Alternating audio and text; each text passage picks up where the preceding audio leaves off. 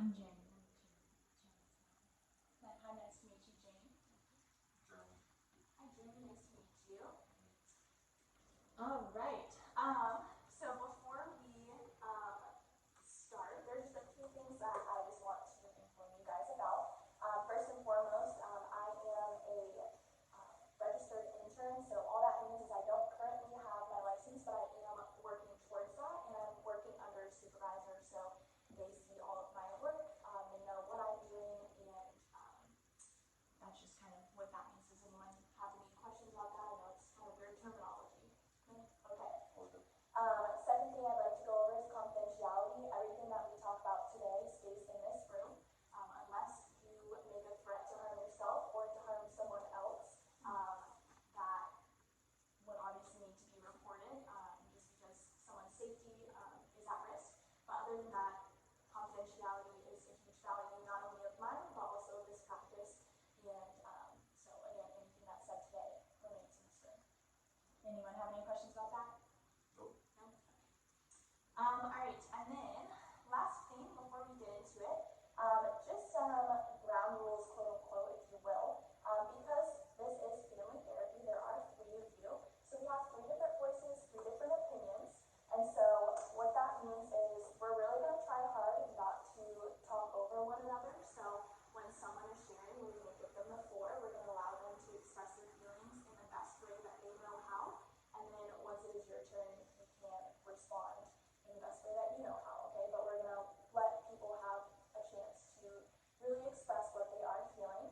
And then we're going to use I statements. So what that means is you're not going to look at Al and say, well, you did this, or you are doing X, Y, Z. It's more like an accusatory kind of thing when you start with the you. So you're going to say, I feel like this when you do this, to make it reflect a little bit on how you're feeling, and then so we can process those emotions out all together. Does that make sense? Yes. All right. Okay. I know I just went over a lot. Is there any final questions before we begin our session today? Nope, I'm good. All right. Sounds good. All right. So the first thing that we're going to do today in our session, one by one, I would just like each of you to have a chance to let me know in your own words what brings you here today. All right. So Jamie, we'll go ahead and start with you. I got in a fight at school. Always. Okay, Kim. That's okay if you are feeling that way, but we're going to let Jeremy share first his perspective, and then we'll get to you, okay? Thank you. After the fight, I came home, and then I feel that I was not listened to. That my side We could hear you. You were throwing furniture. Okay. Kim, again, once it's your turn, you can share those emotions and feelings. But right now, again, we're focusing on Jeremy. And I'm just. Okay, well, I think Jeremy is capable of sharing his own story in his own words, so let's give him a chance to finish that statement, okay? I feel like when I went home, I was not listened to, and my side of the story was not heard. And then my dad and I got in a fight, and it resulted in some damage to the house, and he got even more mad at me. Thank you so much for sharing, Jeremy. I know that took a lot of courage to share, but I really appreciate you sharing with me those feelings. Great. Shane, it's your turn. Jeremy just struggles so much. He struggles in school. He's struggling at home, like with attitude, with schoolwork, just like everything. And it's just so much. It's just so much. Okay. Thank you for sharing that, Jane. I just want to fine tune that a little bit. How do you feel like the situation is affecting the family? Not any of Jeremy's actions per se at the moment. Like, what are your biggest concerns for your family at this moment? I just want us to get along. I feel like we're always tense. Everybody's always yelling. Jeremy can't do One thing that I asked him to do is like he can't focus. And I know you have ADHD, but like, come on, you're 15. Great. Thank you for sharing, Jane. I get very frustrated when Jeremy comes home upset and I get into a fight at school. He's just taking it out on his mom.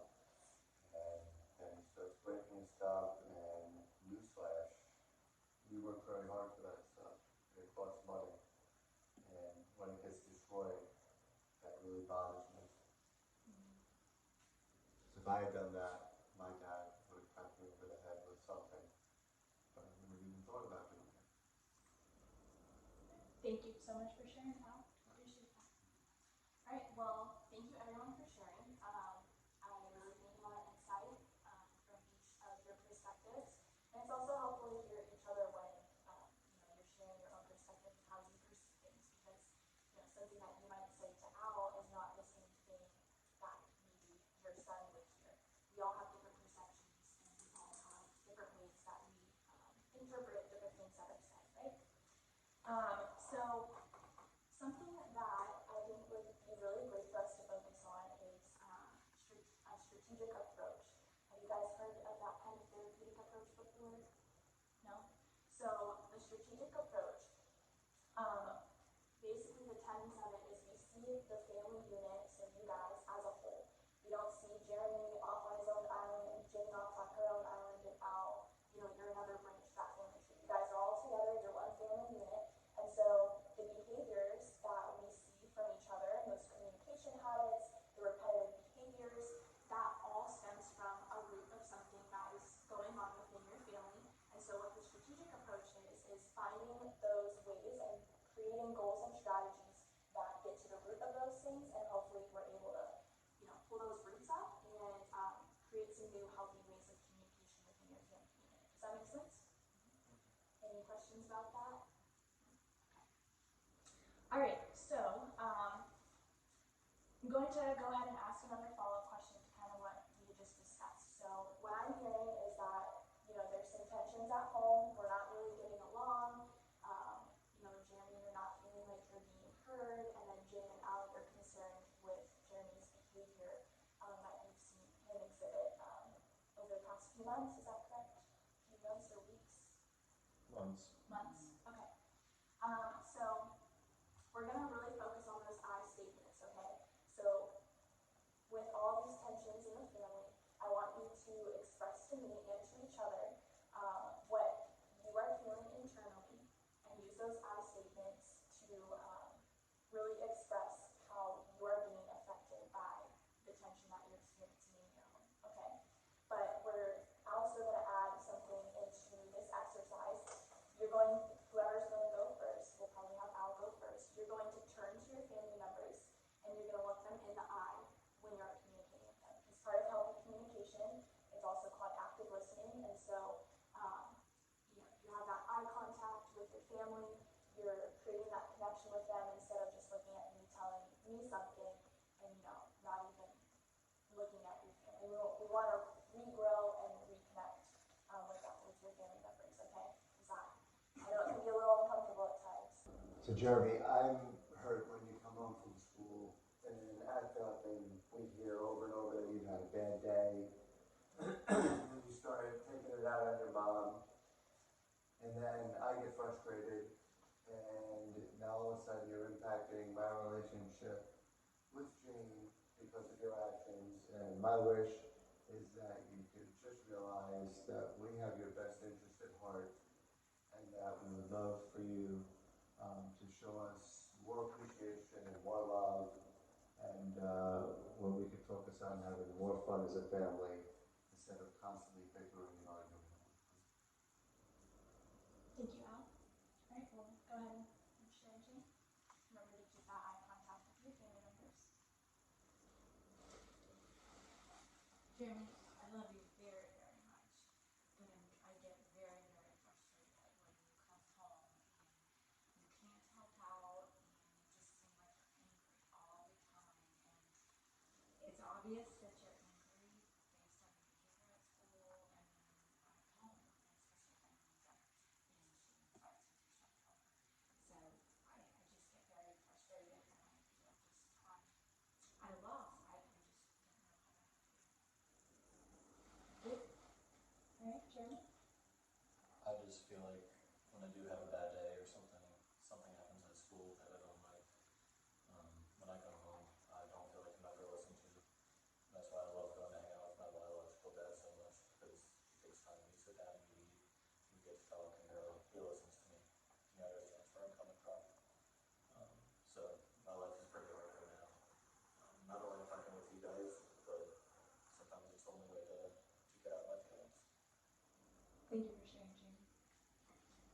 great job, guys. I know it's not easy to express your deep feelings and also, maintain that eye contact when you are having those hard conversations because it can become really uncomfortable.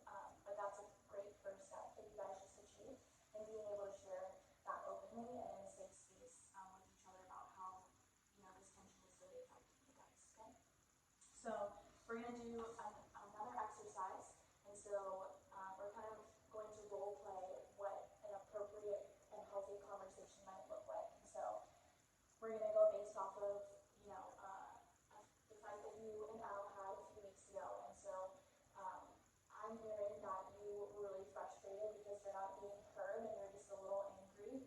And you feel like right now life is just a little tough. And then I know you guys, you want to hear Jeremy and, you're frustrated with his behavior, but we're going to, role play that scenario when, okay, he comes home, maybe he's a little angry, but we're going to meet him with compassion, and we're going to take a quick second to pause. We're going to filter through our feelings really quick and asking ourselves, okay, am I responding in a way that's life-giving, and am I responding in a way that I would like to be responded to? And if it's not a great moment for you, maybe you're stressed, you're doing something for work, you can tell Jeremy that and maybe say, and we can talk about this in a second, but give him that specific time when you can come back to the conversation or allow him to have that safe space right then and there to be able to have that conversation and express his feelings to you. Does that make sense? Any questions before we begin? Nope. All right, let's remember to have that eye contact, and then we're going to come at it from a calm place. Even though tensions might be running high, let's remember to bring our emotions down for a second and remember that we're all family, we love each other, and we want the best for each other, but we need to hear Jeremy, but we also need to respect what your parents are also wanting from you, which is that good behavior. So we'll go ahead and start. Jeremy, go ahead and pretend you're coming home. You need to talk to them about something. Guys, I had a really rough day at school today. I got into trouble again, and I had to fight.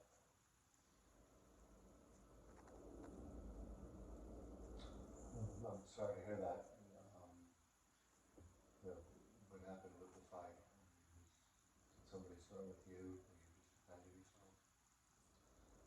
Yeah, they were picking on me on the bus, so I called them a pretty mean name, and then they came at me and started to fight.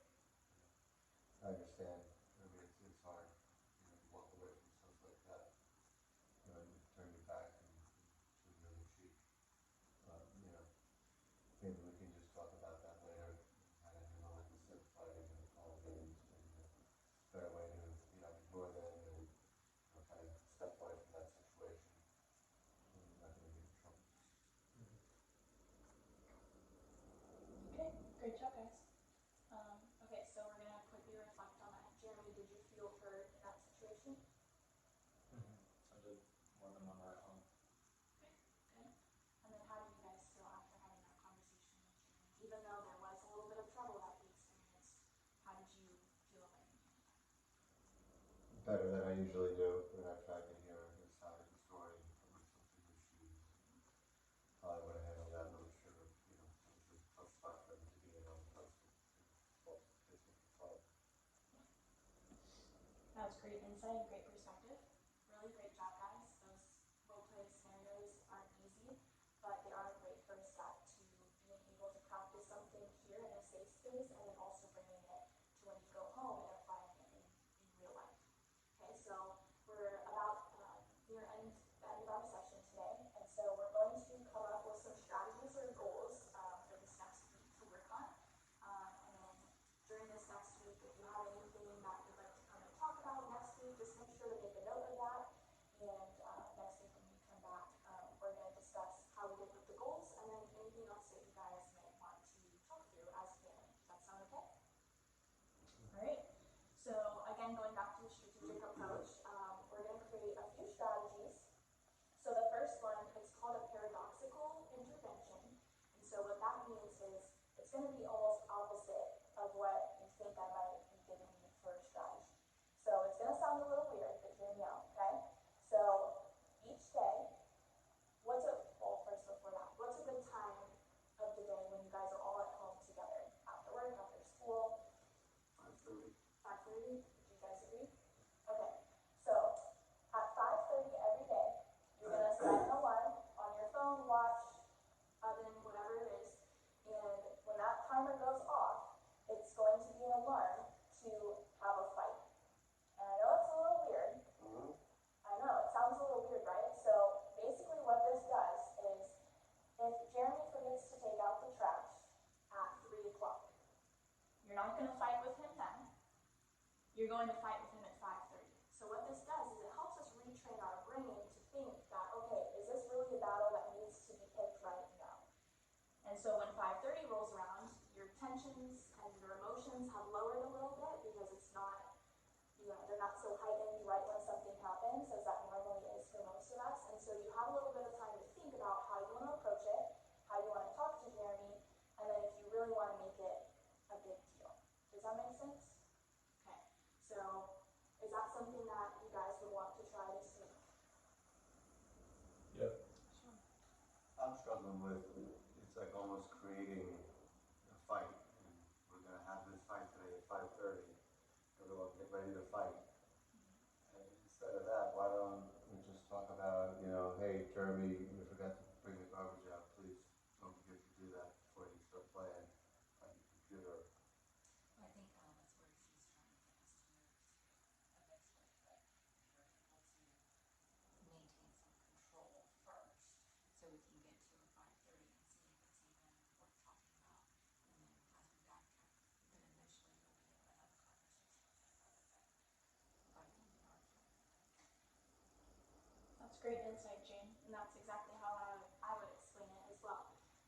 We're retraining our brains to, we don't need to fight all the time. And so right now, fighting is the common language in your household. And so what we want to do is make fighting the last resort. And so this exercise is going to help us get there. Might be a little hard the first few days, but I think with the more practice that we do, you guys will eventually get there, okay? Okay. All right, so, and then the next thing is called reframing. I kind of briefly mentioned it when we did our last role play. So before you respond, that goes for both Jeremy and Al and Jane. Before you respond to any one of your family members, you're going to ask yourself these two questions. Is what I'm about to say life-giving? So is that going to encourage Jeremy? Is that going to encourage Al? Is that going to make them feel better, or is it going to tear them down? And the second question is, how would I feel if I was told this in this specific way? So in our brains sometimes we're like, oh, I'm going to go and tell Jeremy how disappointed I am in him because he got, in trouble at school today. And you have concocted this way that you want to respond to him. And so we're going to take a second before we let those words come out of our mouth. We're going to ask ourselves those two questions to be able to reflect on, okay, is this the best way to respond in this moment? And putting those emotions aside, because sometimes our emotions can lead us to saying things that we regret. So it just keeps us from, having to put our foot in our mouths and then, creating a bigger fight that really maybe shouldn't even needed to happen in the first place. So we're going to ask ourselves those two questions to start reframing those thoughts and reframing the need and the want to fight when our emotions are really high. Does that make sense? Okay. And then our last one is a fun one. So you had mentioned that early on, one of your goals was you just wanted your family to get along and you just wanted to have fun together and not bicker. Would that be a goal that you both would have as well? Okay, so we're going to pick one night in this next week to have uninterrupted family time, and you're going to choose to do something fun, whatever that looks like for you. So we're going to alternate each week. So the first week, Jeremy, you'll get to pick a hobby that you like to do, whether it's bowling, ice skating. Next week it switches to Jane and then to Al. Okay, so then you're all doing something that you love and you're doing it together, and it's fun, it's lighthearted. There's no need to bicker or argue, just really focus on recreating that connection in between each other and rebuilding your relationships with each other. Okay, does that make sense? All right, so we are at the end of our session today. We're just going to recap super quickly about what we went over. We talked about what brought us in today, and we talked about the strategic approach of therapy, and we did a few role plays to model some healthy communication to revert those repetitive behaviors and communication patterns that we have within the family. And we discussed